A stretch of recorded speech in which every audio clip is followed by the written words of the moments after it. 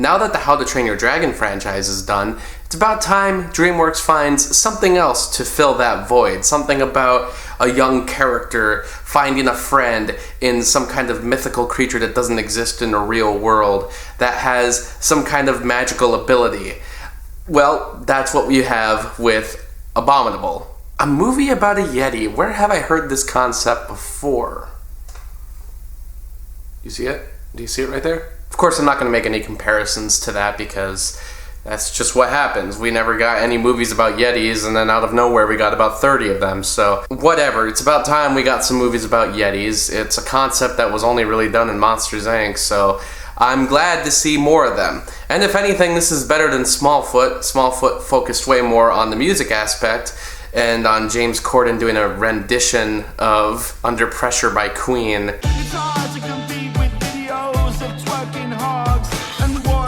That's such a weird trip, thinking of that scene outside of that movie. But anyway, it's about time we talk about Abominable, which is Jill Colton's directorial debut in a way. This is the first time she's doing it solo. She had previously co-directed Open Season. This movie is also much better than Open Season. So, in that regard, it's kind of cool to see a complete 180 from something they had done previously. It's the story of a young Chinese girl, Yi, who is working her butt off in order to raise money for a trip all through China. Something she really wanted to do with her father until he, well, disappeared, may have died. They don't really go into it, but died. He's dead. She also plays the violin, something that her father did, but ever since his passing, she hasn't been playing it as much, only in the privacy of her apartment's rooftop, where she runs into a runaway and hiding Yeti. They go on a journey to free the Yeti on Mount Everest, and along the way, Jin and Ping join along, who are neighbors of hers. And with that, we get a lot of what we've kind of seen in other children's movies before. Of course, there's a lot of E.T. references right off the bat. I mean, it's about this creature that doesn't exist in the real world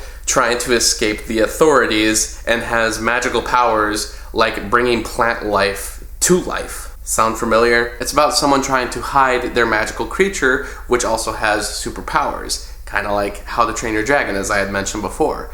And the movie also has a magical instrument.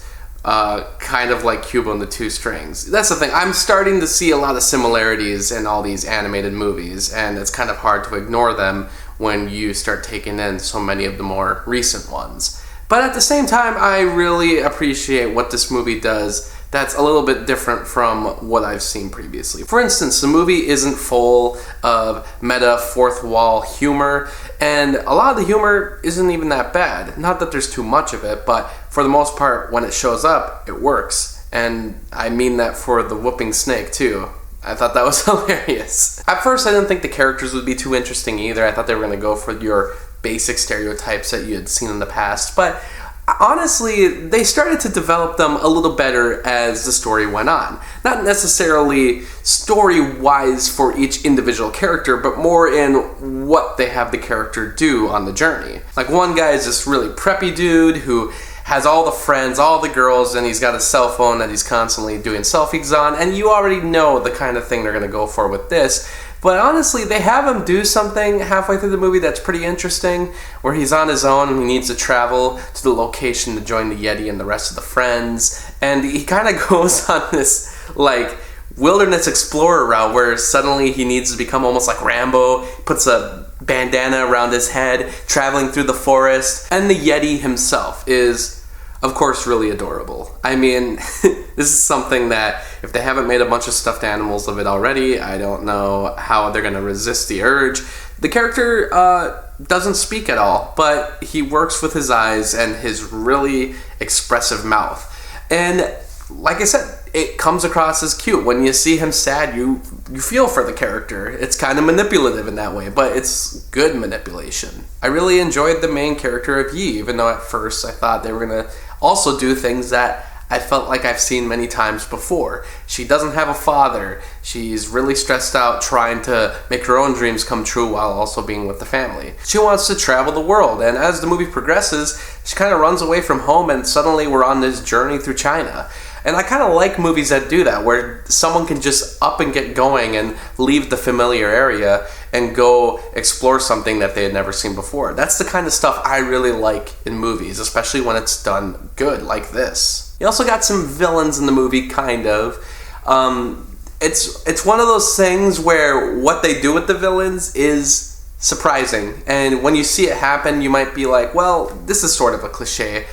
And like I said, with this movie, a lot of the stuff is cliches, but it's stuff that I still kind of appreciated, and I thought this particular cliche ended up being more effective than a lot of other movies have done it, especially Disney movies. And what they do with the main guy, who's played by Eddie Izzard, actually, which I really enjoyed that vocal work and the character design itself. What they do with that character, I think, is much more original than what you tend to see in other productions. My favorite moments in the movie are when there's no dialogue, when they just kind of let the scenery breathe, when they let the music play out, which I really like the music in this movie.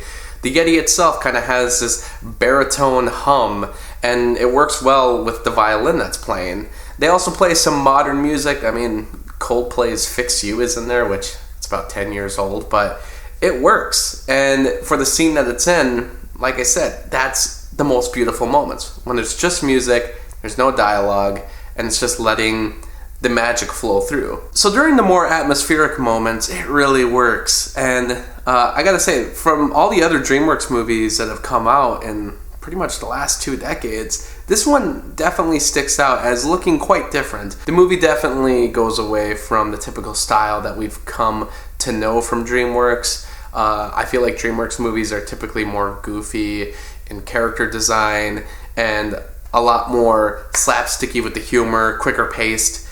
This movie definitely slowed things down, took way more notes from How to Train Your Dragon. But of course, like I said, does take a lot of notes from other movies.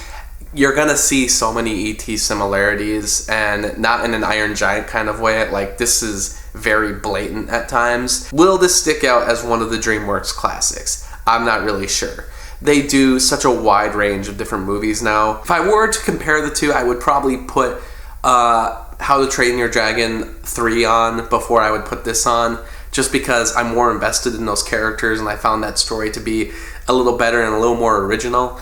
But like I said, this movie has beautiful moments in it, beautiful sets, enjoyable villains, and a main character whose story is, while cliched, compelling. So for now, I am going to give Abominable 3.5 out of 5 stars.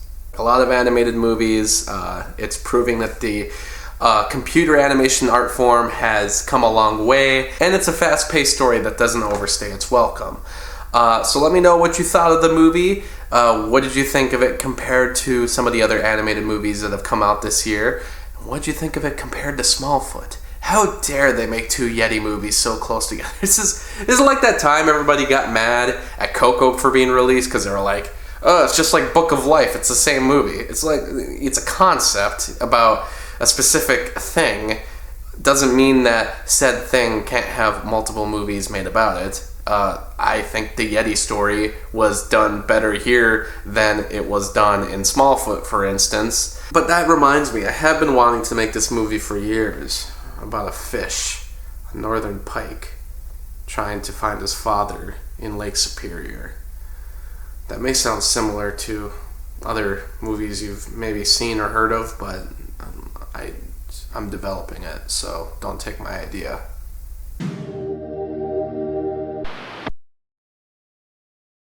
Thanks to all my Patreon supporters. For only $7, you can get your own monthly movie review. Ask me to review anything I haven't already. There's also other perks like blogs, exclusive videos, and early access. You can also follow me on Facebook, Twitter, and Instagram. And thanks so much for watching this video.